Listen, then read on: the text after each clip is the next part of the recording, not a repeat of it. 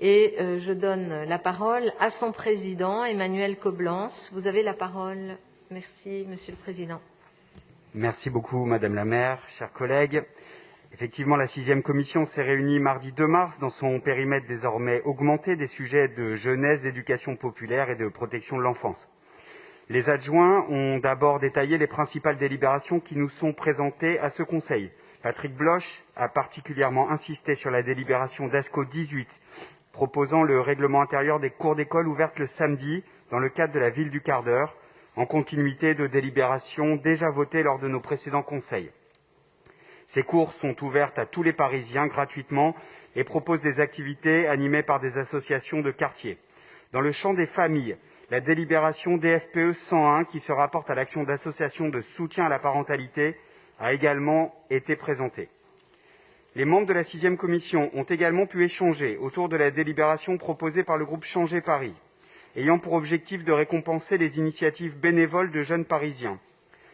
L'objectif de valorisation du bénévolat peut rassembler dans cet hémicycle, mais plusieurs élus sont intervenus pour mettre au débat les dispositions concrètes de cette délibération, notamment en ce qui concerne la notation des initiatives et l'attribution de récompenses financières. Et je suis sûr que nous aurons l'occasion de poursuivre ces échanges dans quelques instants. Hélène Bidard a présenté la délibération DJS 82 qui prolonge la convention d'occupation avec le Centre d'information et de documentation jeunesse, le CIDJ, au maximum jusqu'au 30 juin prochain.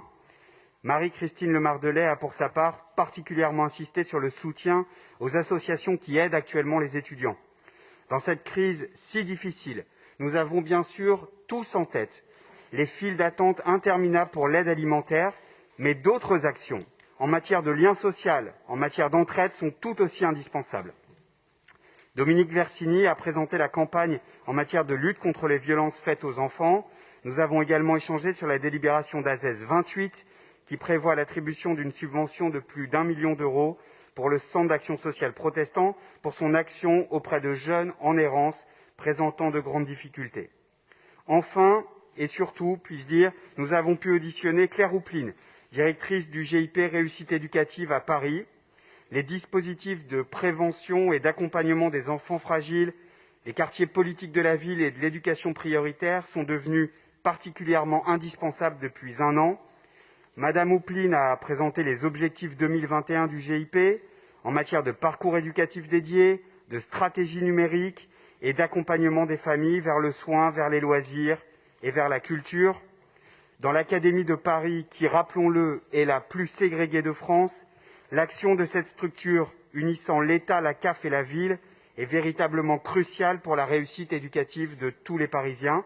Voilà, Madame la maire, chers collègues, le compte-rendu succinct des échanges de la 6e commission. Je vous remercie. C'est moi qui vous remercie, Monsieur le Président, et je vous propose d'examiner